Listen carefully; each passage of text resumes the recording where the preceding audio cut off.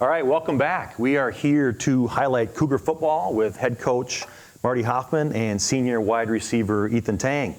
They played a game, didn't they? They had a game on Saturday, maybe? Yeah. Guys, thank you for joining us and for kicking off this portion of, see what I did there, of our Cougar Days of Giving. And we'll get into the fundraising piece here in a few minutes, but we have to start with that amazing homecoming win over McAllister that you had by a score of 17-16 the other night. You did not hold a lead in the game until the PAT was good with, 1:53 on the clock, I believe it was, which leads us into a Player of the Week announcement here.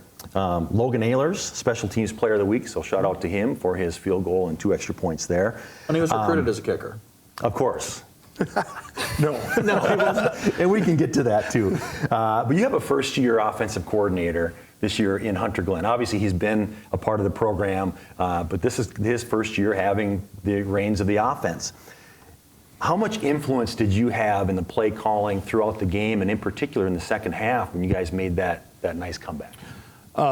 Little to none. Obviously, I trust our coaching staff and I trust our coaches to do what they feel is best. I suppose the only thing I said to him, obviously at halftime we talk about things, and throughout the course of the game I just ask questions and just try to make sure that I'm abreast of what's going on.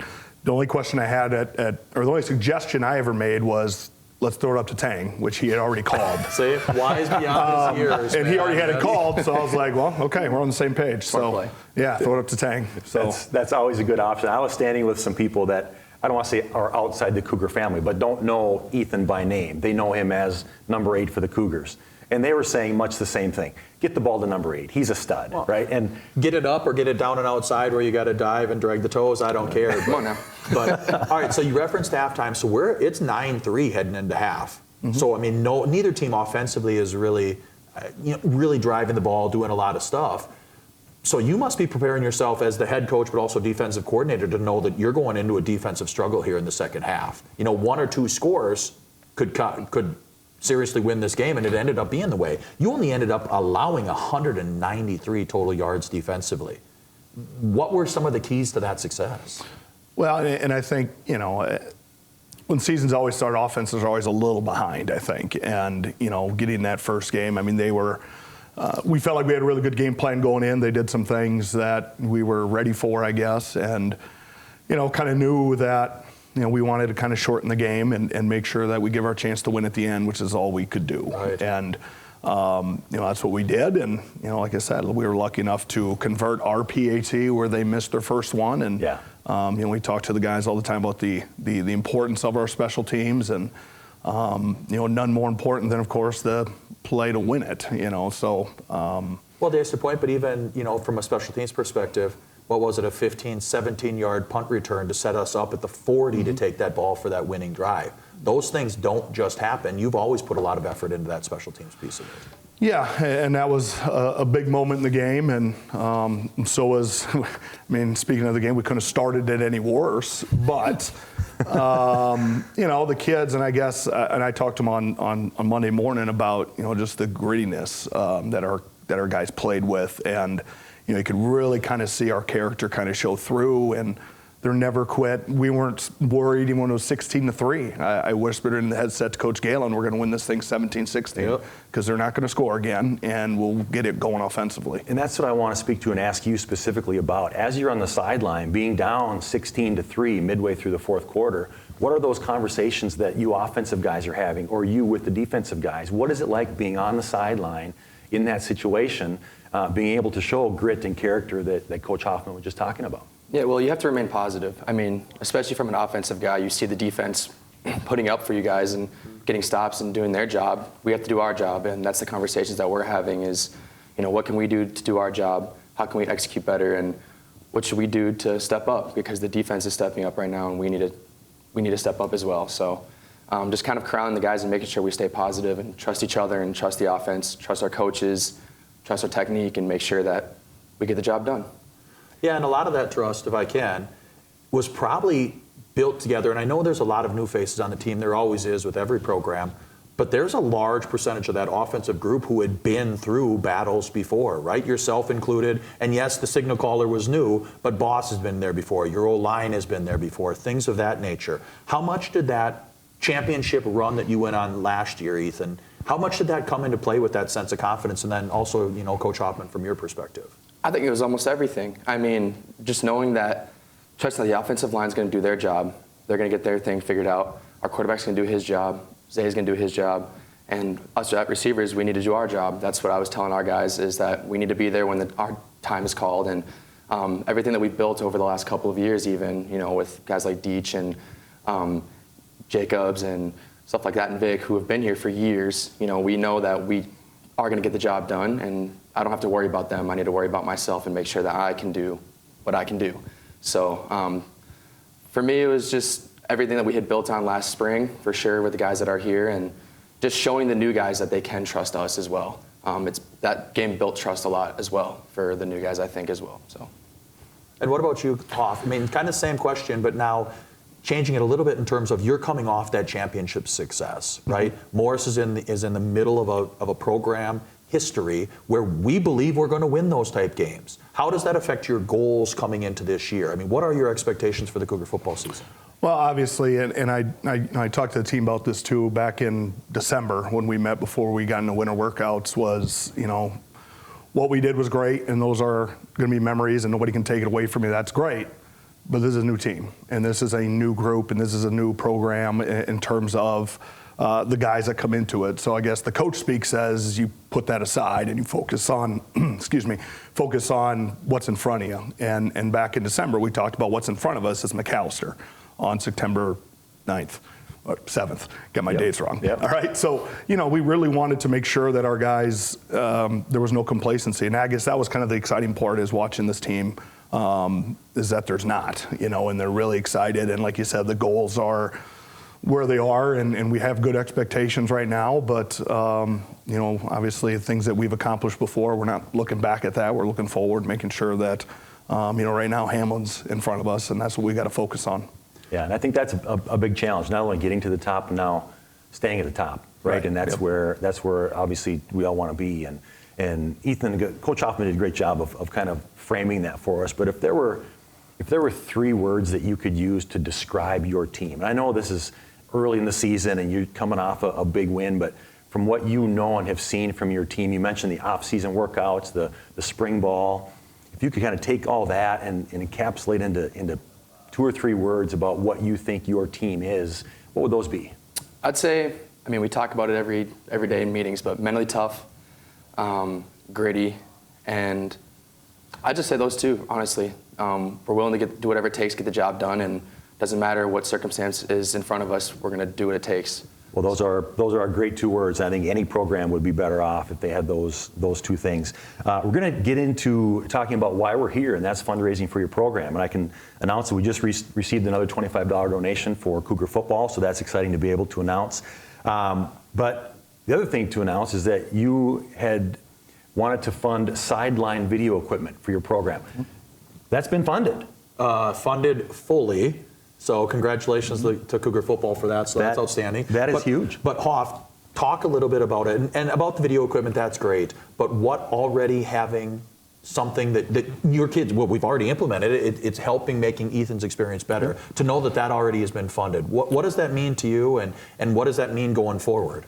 Yeah, obviously the NCAA allowed us this year. It's the first year that it allows sideline tablets. Everybody sees in the NFL, high school has been using them for a while too. And so the NCAA allowed us to do it this year, and yeah, it's really was great to kind of certainly be able to coach our guys, to be able to, as coaches, have better sense of what's going on in the flow of the game, see things again, share it with the kids, help them, play better. That's the objective, and so, it was good, and it was a good system to have. We used it, very well, I thought, for the most part, and.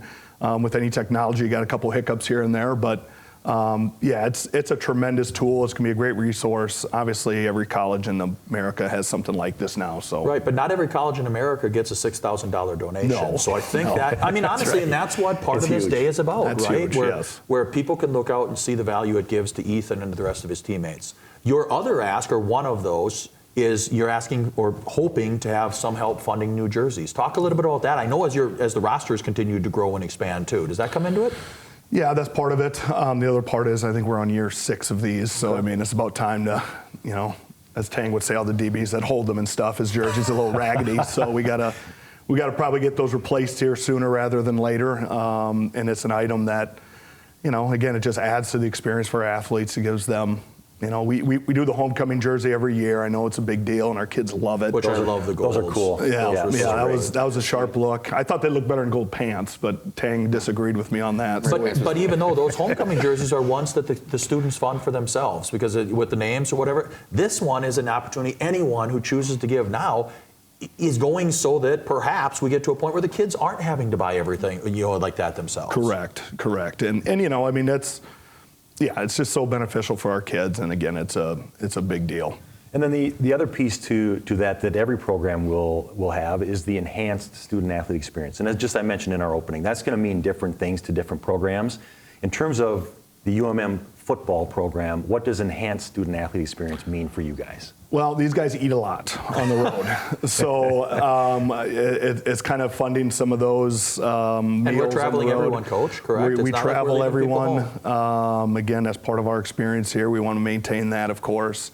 We got 6 road games this year, so we're being on the road quite a bit. We don't play another home game. I was telling Dave, we don't play another game for another month.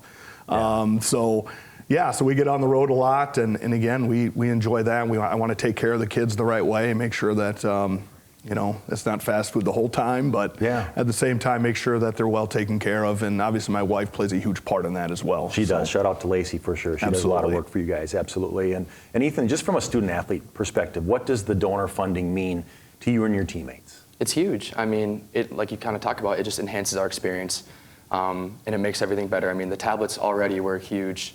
Just kind of being able to, on the sideline, see, okay, what did this safety do? What coverages did they show up in? Little things like that, we take notice of that. Maybe for new practice jerseys, that'd be nice to have. New jerseys, we all like to look good, Look good, play good. I've heard people say that. Look good, play good, feel good. That's why I get decked out in all the gear, So, yeah, I mean, it's everything for us, especially when it comes to the food. We like to eat well. You don't want to be on a bus ride for 13 hours and then you go, we have no food. Well, that sucks, so having stuff like that there is really makes the experience a lot better, and especially as someone who's been here for a couple of years, it's awesome. So having all that stuff and having people behind us to help fundraise that and be able to make our experience better. Awesome. So you guys are off to a great start, obviously, this year. We wish you the best of luck moving forward. We'll get you back into the den on our typical podcast here in the next few weeks and talk more Cougar football. And we're heading Hamlin on Saturday, correct? Yes, 6 o'clock kick down there. Yep. So, we are in football season, and we're 1-0 for the week. So can't wait for it. Awesome. So now our watchers and listeners can follow the QR code and give. Yeah. Right, man? Whether you're a supporter of Cougar football or any of our athletic programs, you're going to watch a short message here in a second that just talks about our kids and the impact, just like Ethan shared, that your support can directly go and help their experience be better. You're a huge part of Cougar Athletics. Cougar football is a huge part of Cougar Athletics. Watch this message, and we'll see back from you in just a couple of minutes here. Cougar Days of Giving is your opportunity to support the University of Minnesota Morris, Cougar Athletics, and our amazing student athletes. Last year was such a success. Our students come from all around the world for an opportunity to get an amazing education and compete in a sport that they love. What attracted me to become a student athlete here at Morris was the small city vibe that it gives off. I was never a big city vibe type of guy, and also gives me the opportunity to play sports that I love and get a meaningful degree.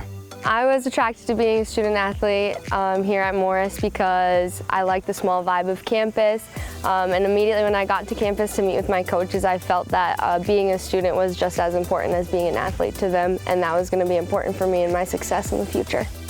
Your support directly goes to our student athletes and the programs that they're a part of to better their experience through enhanced travel opportunities, new practice equipments, or cutting-edge technology. Each and every dollar raised helps make their experience all the better. It is important to have donor support for our program because we know how much the support means for our program, but also all the other sports programs here at UMM. It allows us to be the best of our ability on the court and also possibly win another UMAC championship. Donor funding is very important for our program. Competing in Division III athletics, we have limited funding, so it's important to make sure we can get the most that we can out of our budget to help us support us on our away trips with food, hotel, and other training equipment that we need, and help us be the most successful that we can on the field.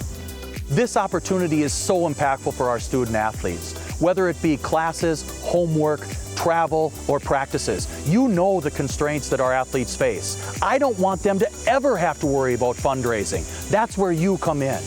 These contributions mean a lot to me and my teammates. It just gives that feeling that the community is family with the Cougars, and it's not just the Cougars and the Morris community, but we are as one whole, we are one family, that we are wanted, that we are appreciated, that we are valued for what we do here in Morris. It means to me that I can go on the field and be present when I'm playing. I'm super grateful to have this opportunity to be a Cougar athlete. We know putting on a jersey every single day that we are here together, here to compete for our fans, and not only for the people cheering in the stands, but also support from the community and all the people around us. Join us. Join us. Join us. Join us. Join us. Use the information at the bottom of the screen to make your commitment today. Each and every dollar raised truly makes us better together. Go Cougars!